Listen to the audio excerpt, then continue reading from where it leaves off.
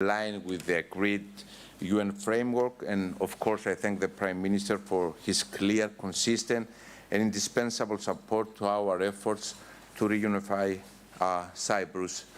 Dear Benjamin, dear friend, I welcome you again and I thank you for the fruitful deliberations. I look forward to our further exchange and our trilateral meeting with Kyriakos tomorrow. Welcome and thank you once again. Thank you, Mr. President.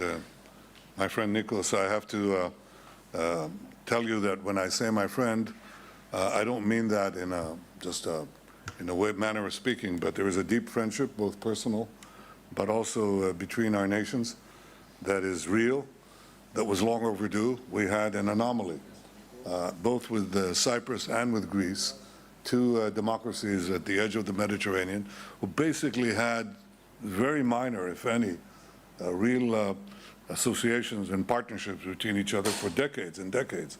And I thought that this has to come to an end. And I think in 2016, thereabouts, we brought it to significant change that has now seen the change of governments in all our countries, and it goes on because it is, as you said correctly, is based on common values, common history.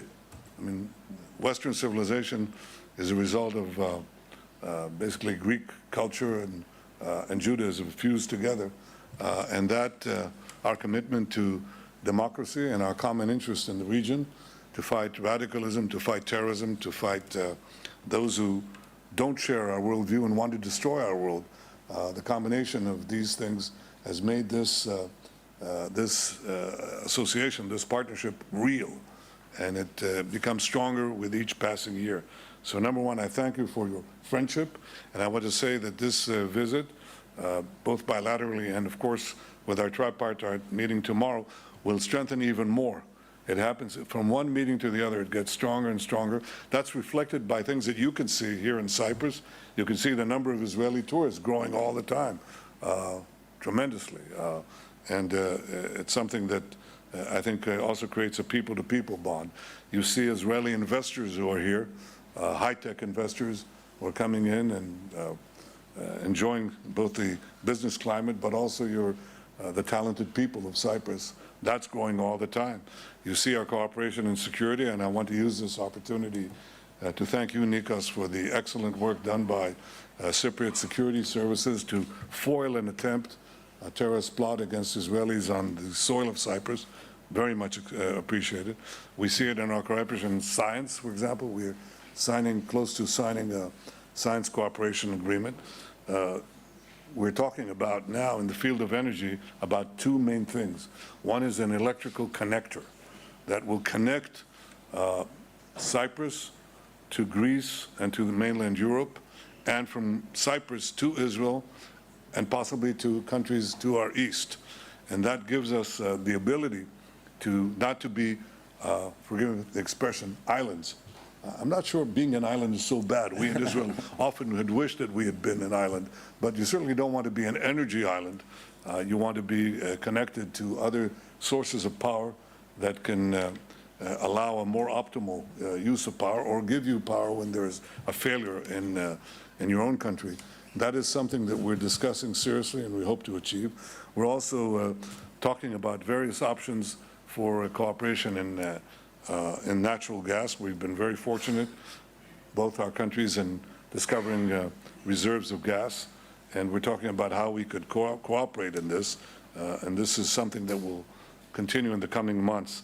I do want to mention, since you mentioned firefighting, that we very much support the European decision to build a regional firefighting and emergency center here in Cyprus. It will serve, I think, not only Cyprus, Israel, Greece, other countries in the region.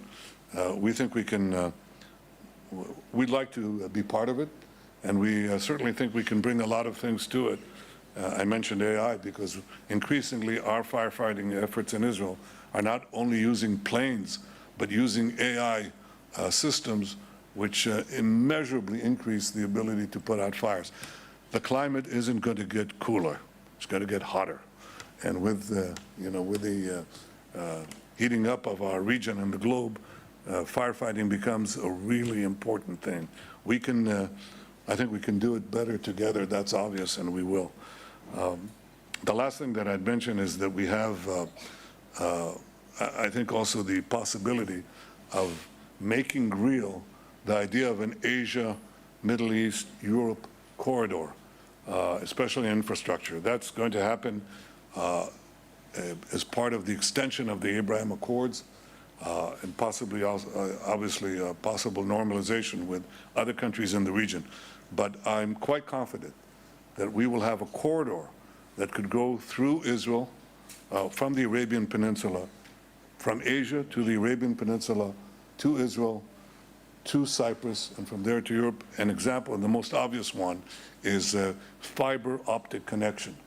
That's the shortest route, it's the safest route, it's the most economic route. That is one example, and I think you, when you sit here in a future meeting, you will see this connection, and I think many others.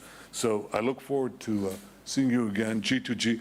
I wasn't imposing Cyprus on Cyprus. No, you're always welcome. We left this vitally important decision to our national security advisors, and they will decide in unison what is the best location. I want to thank you for the hospitality. I look forward to our discussions tomorrow.